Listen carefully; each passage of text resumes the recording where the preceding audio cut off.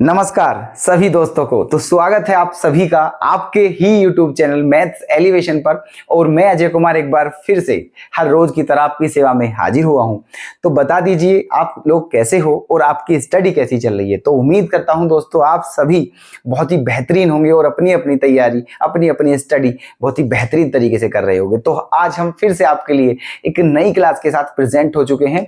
और आज की जो क्लास है हमारी वो दोस्तों कॉम्पिटिशन की नहीं है, आज की क्लास है हमारी 12th क्लास की, ठीक है। और चैप्टर का नाम है समाकलन, इंटीग्रेशन, ठीक है, जो कि बहुत ही इंपॉर्टेंट चैप्टर माना जाता है। ये समझ लीजिए आप मैथ की आत्मा कहा जाता है इसे, ठीक है, सोल ऑफ द मैथ्स, ठीक है, इन इंटरमीडिएट क्लास 12th क्लास में। ओके, तो उसी के हम क्वेश्चन लेकर के आए हैं। बहुत बेहतरीन प्रश्न है दोस्तों, बहुत इंपॉर्टेंट है। तो प्लीज जुड़ जाइएगा फटाफट से और ध्यान से देखिएगा, ठीक है। बड़ा ही इंपॉर्टेंट क्वेश्चन है, देखना ये है ना। एक्सरसाइज कौन सी है दोस्तों? 7.2 क्वेश्चन नंबर 3 है। आपके पास बुक होगी वहां देख लेना आप। ये है हमें, तो इसका मतलब क्या है दोस्तों, हमें 1/x plus x log x का क्या निकालना है? इंटीग्रेशन करना है, ठीक है, समाकलन करना है। अब देखिएगा समाकलन करते कैसे हैं। देखो समाकलन करने की दोस्तों मतलब मेथड होते हैं, ठीक है। जैसे कि 3 मेथड होते हैं। जैसे कि एक तो होता है पार्शियल फ्रैक्शन, ठीक है, जिसे हम क्या बोलते हैं, है ना, खंडस्य समाकलन, ठीक है। सॉरी, पार्शियल फ्रैक्शन जो होता है उसे बोलते हैं हम आंशिक भिन्न, ठीक है। एक होता है इंटीग्रेशन बाय पार्ट्स, उसे बोलते हैं हम क्या, खंडस्य समाकलन। एक होता है क्या, एक होता है हमारा सब्स्टिट्यूशन मेथड, जिसे बोलते हैं हम प्रतिस्थापन विधि, ठीक है। तो ये 3 मेथड हैं समाकलन करने के, ठीक है। और भी मतलब बाकी तो होते ही रहते हैं, ठीक है, पर ये तीनों मेथड बहुत इंपॉर्टेंट हैं, ठीक है। अब देख लीजिए कि यहां हम कौन से मेथड से कर रहे हैं समाकलन को। तो यहां हम जो मेथड से करेंगे इस क्वेश्चन को दोस्तों, वो करेंगे यहाँ सब्स्टिट्यूशन मेथड, ठीक है। देखो हम लिखे देते हैं कौन सा मेथड लगाएंगे यहाँ, सब्स्टिट्यूशन मेथड, सब्स्टिट्यूशन मेथड, ठीक है। इसे हिंदी में बोलते हैं दोस्तों प्रतिस्थापन विधि, ठीक है, प्रतिस्थापन विधि। इस विधि से हम इस प्रश्न को सोल्व करेंगे। और आप देखिएगा फटाफट ध्यान से, बिल्कुल एकाग्रचित करके माइंड को देखना। इस मेथड में क्या करना होता है दोस्तों, है ना, एक काम करते हैं। देखो इसे, इसको क्या मान लिया दोस्तों हमने, आई के बराबर मान लिया है। किसके बराबर मान लिया है इसे? आई के बराबर, क्योंकि आई तो फॉर इंटीग्रेशन ही है, आई के बराबर मान लिया। तो यहाँ क्या कर सकते हैं हम, ठीक है, देखो यहां से हम क्या कॉमन ले सकते हैं, x कॉमन आ जाएगा, क्योंकि x यहां भी है और यहां भी है, तो इसलिए इन दोनों में से x कॉमन ले लिया। तो बचा क्या दोस्तों हमारा, 1 प्लस log x, ठीक है, इंटू dx, है ना। ये बचा क्वेश्चन हमारा x कॉमन लेने के बाद। अब देखो सब्स्टिट्यूशन मेथड जो होता है, जो प्रतिस्थापन विधि है, उसमें हमें करना क्या होता है, उसमें हमें ये करना होता है दोस्तों कि उसमें जो भी क्वेश्चन दिया हुआ है, जो भी फंक्शन है, उसके कुछ पार्ट को हम t मान लेते हैं, ठीक है। ऐसे करते हैं सब्स्टिट्यूशन मेथड में कि उसके कुछ पार्ट को हम क्या मान लेते हैं, t। आपकी इच्छा हो तो f p, जो तुम्हारा मन करे वो मान सकते हो, ठीक है, मतलब मानना होता है उसमें, ठीक है। तो लेकिन एक बात ध्यान रखनी है इस मेथड में, जिस भी पार्ट को आप t मान रहे हो, है ना, ध्यान रखना। देखो जो सारा फंक्शन है वो सारा का सारा t नहीं माना जाएगा, केवल कुछ ही पोर्शन t माना जाएगा। लेकिन ध्यान रहे वो पार्ट t मानना है जिसको t मानने से जो बचा हुआ पार्ट है वो उसके साथ आ जाए डिफरेंशिएशन करने के बाद, ठीक है। ऐसे पार्ट को हम क्या मानते हैं, t मानते हैं। अब आप सोचोगे डिफरेंशिएशन क्या होता है, देखो आपने सब पढ़ लिया होगा ये, ठीक है। तो डिफरेंशिएशन होता है अवकलन, ठीक है, जो कि इंटीग्रेशन का अपोजिट होता है, ठीक है। तो इंटीग्रेशन को समझने के लिए आपको इंटीग्रेशन की नॉलेज जरूरी है होना, ठीक है। चलिए तो देखो अब हम यहाँ क्या करते हैं। अब हमारे पास 2 पार्ट हो चुके हैं इस क्वेश्चन के, एक तो हमारा x हो चुका है और एक हमारा क्या हो चुका है, ये 1 प्लस log x, ठीक है। अगर हम x को t मान लेते हैं, ठीक है, अगर हम x को t मान लेते हैं तो उसका डिफरेंशिएशन करने के बाद ये बचा हुआ जो पार्ट है, ठीक है, जो लेफ्ट पार्ट है या लेफ्ट पोर्शन है वो नहीं आएगा। बेशक आप देख लेना करके, इसीलिए हम इसको t नहीं मानेंगे। तो इसके बाद जो दूसरा पार्ट है वो क्या है, ये वाला। अगर हम इसको t मान लेते हैं तो क्या ये आ जाएगा, बिल्कुल आ जाएगा सर, ठीक है, ये बिल्कुल आ जाएगा। कैसे आ जाएगा आप देखते रहिएगा बस ध्यान से, ठीक है। देखो साइड में कर लेते हैं इस काम को। क्या करा हमने, लेट। लेट माने होता है माना, ठीक है। माना 1 प्लस log x बराबर t, ठीक है। 1 प्लस log x बराबर t, ठीक है। हमारे पास दो पार्ट थे, एक और एक दो, ठीक है। इन दोनों में से एक को टी मानना है, तो हमने इसे टी माना तो नहीं बनी बात, इसलिए हमने इसे माना टी, क्योंकि बन जाएगी बात, ठीक है। तो 1 प्लस log x को क्या माना, टी। अब ध्यान से समझिएगा दोस्तों, जिस भी हम पोर्शन को, जिस भी पार्ट को, जिस भी फंक्शन को टी मानते हैं, फिर उसका डिफरेंशिएशन करना होता है हमें, ठीक है। ध्यान रखना दोनों तरफ का, है ना।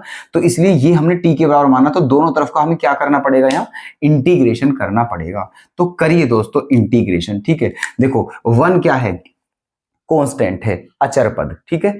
और ध्यान रहे आपको कि जो अचर पद होता है दोस्तों, कांस्टेंट होता है, ठीक है। उसका अवकलन, उसका डिफरेंशिएशन शून्य होता है, 0 होता है। तो इसलिए 1 का डिफरेंशिएशन क्या होगा, 0 प्लस log x, ठीक है। log x का जो डिफरेंशिएशन होता है वो 1/x होता है। क्या होता है, 1/x।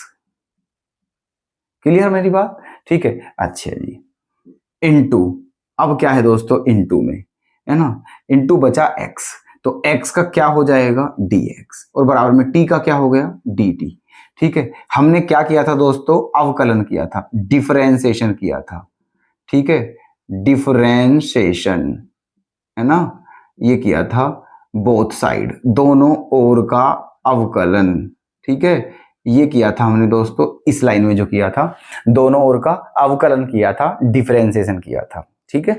तो यहां तक कोई दिक्कत नहीं होनी चाहिए आपको। 1 कांस्टेंट था, 0 हो गया। log x का अवकलन डिफरेंशिएशन क्या होता है, 1/x, ब्रैकेट में बंद कर दिया, और फिर x, क्योंकि x है यहाँ, फिर x का, क्योंकि डिफरेंशिएशन कर रहे हैं हम और x का कर रहे हैं, ठीक है। तो इसलिए x का dx हो जाएगा, किसके रेस्पेक्ट में कर रहे हैं, t के, उधर t है तो उधर t का क्या हो जाएगा, dt, ठीक है। ऐसे तो अब आप यहां देखिएगा, इस 0 को 1/x में प्लस करेंगे तो 1/x ही आएगा, आएगा नहीं आएगा, तो क्या आ जाएगा हमारा 1/x इंटू dx बराबर क्या आ जाएगा, dt, ठीक है, ये आ जाएगा। अब आपने इसको t माना था, तो इस वाली, इसे हम क्या मान लीजिए, इसे इक्वेशन फर्स्ट का नाम दे दीजिए। किसका नाम दे दीजिए, इक्वेशन फर्स्ट का।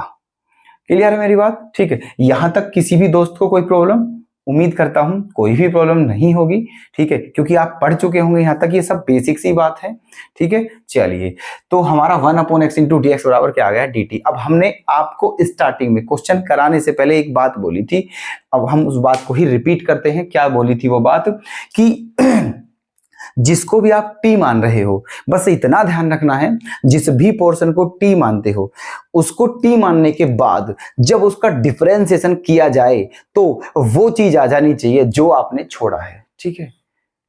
तब ये जरूर देखना है हमें। तो देखो हमने इसको टी माना था ना जब ऐसे, और देखो इसका डिफरेंशिएशन किया, हमने क्या छोड़ा था दोस्तों, देखना आप क्या छोड़ा था, देखो 1/x इंटू dx, यही तो है, 1/x इंटू dx, यही तो छोड़ा था, और देखो इसका डिफरेंशिएशन करके ये आ गया। यही बस इसी बात का ध्यान रखना है इन प्रश्नों में दोस्तों, उसे ही हम सब्स्टिट्यूशन मेथड कहते हैं, ठीक है। ऐसे करते हैं, क्लियर। जिस भी पोर्शन को आप टी मानते हो ना, उसको जब डिफरेंशिएट किया जाए तो वो आ जाना चाहिए जो आपने लेफ्ट किया है, मतलब छोड़ा है, ठीक है। देखो आपका आ चुका है, इसीलिए बिल्कुल हम सही रास्ते पर हैं। हमारा क्वेश्चन 100% सही चल रहा है, यहां तक कोई गड़बड़ नहीं है, ठीक है।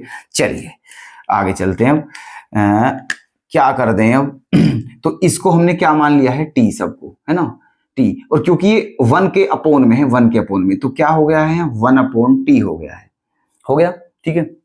क्योंकि 1 के अपोन में था तो 1/t इंटू में 1/t इंटू dx, ठीक है। 1/x इंटू dx के प्लेस पे क्या लिख सकते हैं, dt। तो यहाँ क्या हो गया है, dt। अब हमारा क्वेश्चन बन गया है ये 1/t इंटू dt। इसका मतलब ये है दोस्तों, 1/t का इंटीग्रेशन करना है, किसके रेस्पेक्ट में करना है, t के रेस्पेक्ट में करना है, ठीक है। चलिए, तो देखो 1/t का जो है क्या हो जाएगा, log t हो जाएगा, क्योंकि 1/x का जो इंटीग्रेशन होता है वो log x होता है ना। तो इसलिए 1/t का क्या हो जाएगा, log t, ठीक है। और क्योंकि दोस्तों ये कैसा जो इंटीग्रेशन है, कौन सा इंटीग्रेशन है, इनडेफिनिट इंटीग्रेशन है, अनिश्चित समाकलन। और जब हम इनडेफिनिट इंटीग्रेशन करते हैं तो उसे सोल्व करने के बाद उसमें प्लस में क्या जोड़ देते हैं, सी जोड़ देते हैं। सी क्या है दोस्तों, कांस्टेंट है। ठीक है, क्या है सी, कांस्टेंट क्वांटिटी है, कांस्टेंट राशि है। ठीक है, चलिए तो प्लस में क्या जोड़ दिया हमने, सी, और यही आपका आंसर आ चुका है ना। चलिए बस क्या करना है आपको, जो आपका क्वेश्चन था वो एक्स की फॉर्म में था एक्स की फॉर्म में, हमारा आंसर किस फॉर्म में आया है, टी की फॉर्म में। तो ऐसा कैसे हो सकता है आप ही समझिए, क्वेश्चन तो एक्स की फॉर्म में है और हम आंसर टी की फॉर्म में दे रहे हैं, तो ये तो गलत हुआ। ठीक है, आंसर एक्स की फॉर्म में ही देना है, तो हमें कुछ नहीं करना है बस। ठीक है, वापिस जो हमने, जिसको हमने टी माना था, वापिस वहीं यहाँ वही रख दीजिए। ठीक है, हमने 1 प्लस log x को टी रखा था। ठीक है, अब वापिस ऐसा करिए आप कि टी के प्लेस पर वापिस क्या रख दीजिए, 1 प्लस log x, और हमारा आंसर आ चुका है। तो कर दीजिए, देखो log, ठीक है, टी के प्लेस पर क्या रख दें, 1 प्लस log x और प्लस c, यही आपका आंसर आ चुका है। ठीक है, और यहाँ क्या लिख देना है आपको, फ्रॉम फर्स्ट, है ना, समीकरण 1 से यहाँ टी का मान ये रख दिया है हमने। ठीक है, ये आपका उत्तर आ चुका है दोस्तों, आंसर आ चुका है। ठीक है, तो उम्मीद करता हूं, है ना, कि आपको बहुत ही बेहतर तरीके से ये प्रश्न समझ में आ चुका होगा। ठीक है, तो ऐसे करते हैं दोस्तों, इस टाइप के क्वेश्चन इंटीग्रेशन करना हो तो ये आपका होता है सब्स्टिट्यूशन मेथड, प्रतिस्थापन विधि।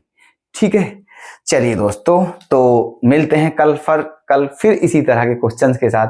तब तक के लिए धन्यवाद। और दोस्तों ये जरूर बताएं कि आपको हमारी वीडियो कैसी लगी, हमने जो आपको क्वेश्चन बताया है आपको कैसा लगा, हमारा जो टीचिंग मेथड है ना।